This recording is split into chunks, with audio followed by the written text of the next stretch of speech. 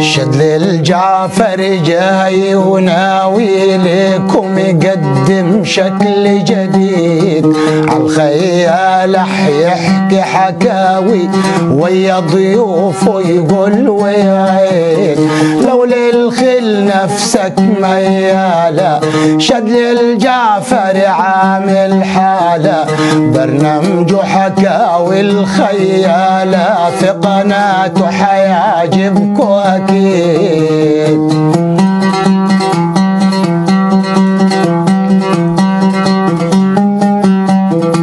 من أسوان للأقصر سافر علشان يحافظ عالتراث تراث أجدادنا غني ووافر للحكوى يجيب الأساس ويجيب لك أحداث الدور من مهزوم ومن منصور ويجيب لك أحداث الدور من مهزوم ومن منصور في الظلمة يصوروا في النور وفي الرياح والحر شديد. بسم الله الرحمن الرحيم. أنا اسمي ناصر الطحاوي، عايش في انجلترا من سنة 73. عندي بيتي هناك ومصالحي وكل شيء هناك، واحنا طحاوية غاويين خيول من يوم ما اتولدنا. وانا ما اتولدت غاوي خيل وكنت هناك بروح السباقات وبتاع، وبعدين ولاد عمي ابتدوا يجوني هناك في انجلترا بيشتروا خيل، الحاج الشراوي والكابتن منصور والدكتور احمد والناس من القاهره زي صالح صعب والناس دي بقيت يجوني هناك يشرفوني عندي هناك في انجلترا. وبقيت اخدهم حته اسمها نيو ماركت اللي فيها الاسطبلات الخيول وفيها مزادات الخيول الشهريه، وكان اهم مزاد هو شهر 12 معروف على مستوى العالم كله، بيجيله من جميع انحاء العالم. وبعدين ابتدت تتفرع منه مزادات في شهر 2، وابتدت تتفرع مزاد في شهر 7، وكانت العمليه ماشيه زي الفل. وكان بيجونا ناس ويشتروا خيول مننا من القاهره، ناس كبار مفيش داعي ذكر الاسماء. والعمليه ابتدت تمشي، وبعدين السبق ابتدى يقف ونادي الشمس اتقفل. الخيول دي ربنا كرمها وربنا يعني ذاكرها في القرآن، والخيول خير بالنسبة لنا. فقلنا حبايبنا من الصعيد ابتدوا فتحوا المجال ان هم يشتروا وخلوا الخيول عندنا تمشي والسوق يمشي، واحنا وقفنا معاهم على قد ما نقدر، وهم وقفوا معانا اكتر من ان احنا ما وقفنا معاهم. فاشتروا من عندنا. انا جبت حصان اول ليا كان اسمه بلنتي كيك، انتوا بتقولوا عليه بلنتي كي هنا، بس هو بلنتي كيك يعني ضربة جزاء بالانجليزي. بلنتي كيك، ما انت زي في الكوره بتقول بلنتي كيك، فهي دي جايه من ده. وده ابن حصان كان اسمه منجو، وربنا كرمني وجبته هنا واثبت نجاحه عندكم في الصعيد، ولا داعي لذكر الاسماء. يعني ممكن اقول لك في حاجه زي صن ست، وحاجه زي امرك يا سيدي، وحاجه زي مغرور، وحاجات من دي. ولاد عمي برضو طلقوا منه وجابوا منه انتاج كويس واثبت جدارته، ولكن ظروفه صبحنا لقيناه ربنا افتكره. فاضطريت ان انا انزل انجلترا تاني. انا كنت هنا يومها ونزلت انجلترا، وربنا كرمني كرم كبير جدا ان انا تعرفت على حصان وحطيت عيني عليه اللي هو اللي عندي حاليا، وجبته. والحصان ده كسبان 7 سباقات. لو اللي نعم اللي هو سيمبا ما هو الحمد لله هو سيمبا كسبان 7 ساعات. واللي مش مصدق يخش على اليوتيوب، وكل اللي يعمله يكتب كلمة سيمبا، سباقات سيمبا بالانجليزي او بالعربي او زي ما انت تعمل، وهيجيب لك منهم. في سبق كان بيجري مع في حدود ما بين 30 ل 40 حصان كان بيجري، وهو جه من ورا خالص وطلع وبقى في المقدمة. فكان شرط من الشروط القانونية هناك مع صاحب الحصان ان انا ما اجريش خلاص. في مصر ما اجريش في اي حته في العالم، لا في مصر ولا خلاف مصر. ده كان شرط من شروطه الجامده، وانا تعهدت بالشرط ده ان الحصان مش هيجري، الحصان هيبقى طلوقه بس. وذلك ربنا تم ووفقنا وجبنا. ابتدى الانتاج بتاعه يظهر، ومفيش داعي بقى لذكر الاسماء. نسيت اقول لك بلنت كيك جاب عندكم حاجه اسمها مزاج فواز برضه، كان كويس، وبعدين ما اعرفش بقى ظروفه ايه اللي حصل له وراح. وسيمبا اثبت نجاحه، وفيه ناس هنا ناس كتار من القاهره رجحوه ان هو يعتبر احسن حصان في مصر. الحقيقه حظه وحش ان لو النوادي في القاهره كانت شغاله كنت هتتفرج على اسمه في الجرايد وفي كل حاجه. والحصان ده طبعا موجود، وانا قايل ان الحصان ده هيجري في الصعيد، ولاده هتجري في الصعيد. بعد ما اشترينا سيمبا والحمد لله انتاجه ظهر، جري عندكم في الصعيد لسيمبا كان اللي هو مرتاح بتاع الحاج محمد ابو صالح. والحصان ده بسم الله ما شاء الله، بس اللي حصل بقى ان هو مات. فاحنا قررنا ان احنا نجيب كمان طلوقه لاخويا ابراهيم، عنده مربط ومربط كويس كله خيل انجليزي برضه. فجبنا، رحت انا سافرت ربنا وفقني وجبت فوكس اللي هو بتقولوا عليه هنا ثعلب. فوكس بالانجليزي يعني بالعربي يعني ثعلب برضه. فالحصان ده الحمد لله وفق، وان شاء الله في عنده حاجات كتيره هتجري ان شاء الله. هيبقى هيجري السنه دي، والسنه الجايه هيبقى عنده انتاج كتير. وللعلم فوكس ده ابن عم سيمبا، جدهم على طول اللي هو جاليليو، حصان الشيخ راشد المكتوم. و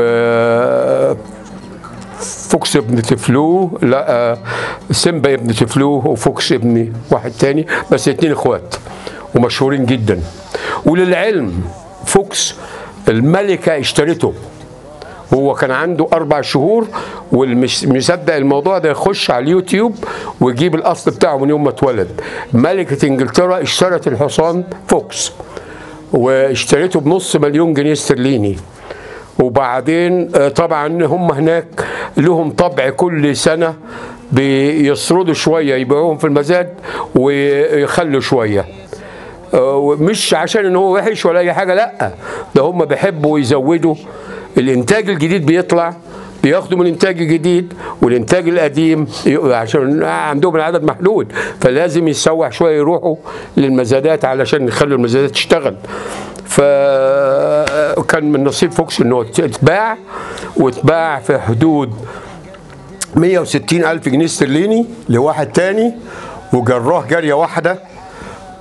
وعشان اكون صريح، لما جري سحب على الشمال شويه والخيل عدت منه، شرد منهم، شرد بيقولوا عليها هنا مصر شرد. فالناس هناك ناس تجاريين بحت، ما بيجيبش نتيجه معايا النهارده بيروح بكره، لان الحياه غاليه جدا جدا هناك، ما عندهمش. فكان من حظي ان انا اشتريته وجبته هنا، والحمد لله، وهيبقى حصان 100% ان شاء الله باذن الله في انتاجي، وربنا هيوافقه باذن الله، وهيبقى زي الفل. وانتاج هيجي في شهر 10، يعني هتيجي في شهر 10 كده. في حاجه هتيجي له في شهر 10 ان شاء الله، ان شاء الله في حاجه هتيجي، هيبقى زي الفل برضه. اوليات، وهيبقى هيضاهي سيمبا واحتمال يغلب سيمبا كمان. اوليات يعني مش الاثنين واحد، سيمبا وثعلب. وده عندنا في نفس المربط، سيمبا عندنا وثعلب عندنا، وما فيش طلائق في المنطقه اطلاقا في الشرقيه الا عندنا احنا، مش في الشرقيه في ابو حماد الا احنا عندنا احنا الطليقتين دول، ما فيش حد تاني عنده. في سعود في 2 أو 3 برضه، شوبان والناس دي. كان الاول حاضره طلاقه كويسه برضه، قابل سيمبا كان فيه وكان ودلوقتي موجود لعندي الان شوبان حصان كويس. شوبان حصان كويس جدا، حصان 100% شوبان. اولياته بتاع السيد فرجاني، اولياته كان موجود اول بانجو باتروس، بانجو باترسون اللي هو بتاع الشرقاوي، خلف خلف طحله، وجاب خلف الصعيدي كويسه جدا برضه اوليات. وشوبان جايب خيل كويسه، بس زي ما قلنا التكلفة جامدة جدا دلوقتي، قلة السبق وقلة السبق في القاهرة ما شجعتش الناس ان هي تبني المرابط. السبق يشتغل تاني ان شاء الله ان شاء الله. هتلاقي المرابط تعمر تاني، واللي عنده 10 وعنده 20 فرس ان شاء الله باذن الله. ولو جايبنا كتار هناك. وانا رحت الصعيد دي 3 4 مرات، ورحت السبق بتاع ادفو وكنت بوزع الجوائز هناك مع الحاج صلاح والناس اللي هناك، ناس حبايبنا، والناس في منتهى الاخلاق وعندهم حب للخيول يضاهينا، وغلبتونا انتوا في الموضوع ده. انا اعترف ان انتوا حبكم للخيل اثبت جدارته اكتر من اللازم، وما بيهمكوش يعني. انتوا بتدوا كرم احسن من اي محافظه تانية، مش لا داعي لذكر الاسماء، بس انتوا عندكم الكرم زايد جدا بالنسبه للخيول، وربنا يقدرنا ان احنا نجيب. والناس قالوا لي اشتري، انا عندي بما يكفي، وعندي مستعد اروح بكره وكون هنا الاسبوع الجاي في 3 4 فرسات. بس بقول السوق برضو مش هو اللي هيخليني اروح اشتري الفرس ب 600,000 و 700,000 يعني الراجل تجاري ومخي شغال في المواضيع دي. 700,000 بالنسبه للفرس هيبقى مبلغ كبير، وهجيب ال 700,000 امتى؟ بس مش مهم. يعني في مثلا عندنا هنا في الشرقيه بيقول لك قلل واكرم.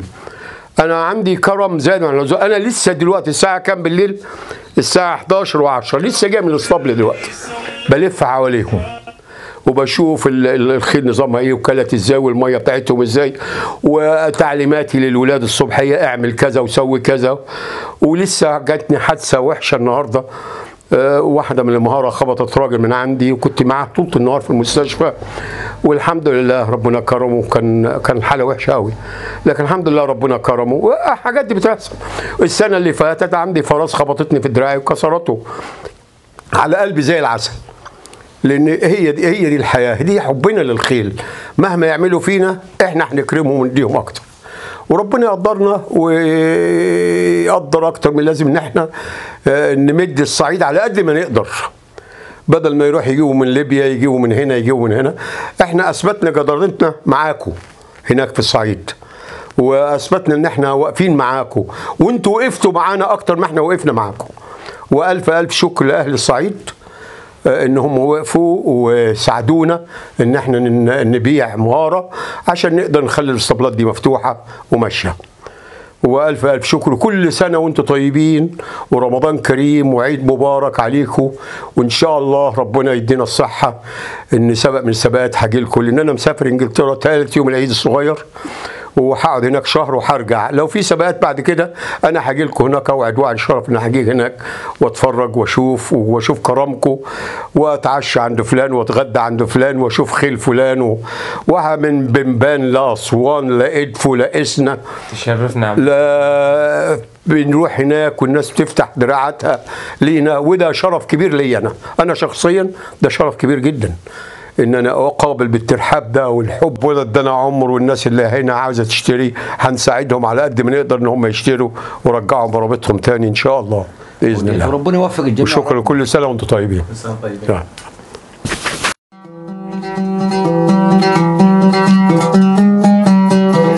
شدل الجعفر جاي وناوي لكم يقدم شكل جديد، عالخيال يحكي حكاوي ويا ضيوفه يقول ويعيد.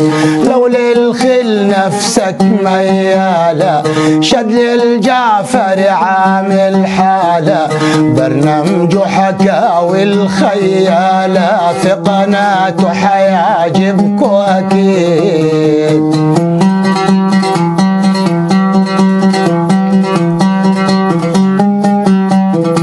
من أسوان للأقصر سافر علشان يحافظ عالتراث، تراث أجدادنا غني ووافر، للحكوى يجيب الأساس ويجيب لك أحداث الدور، من مهزوم ومن منصور، ويجيب لك أحداث الدور من مهزوم ومن منصور. النور، في الظلمة يصوروا في النور، وفي الرياح والحر شديد.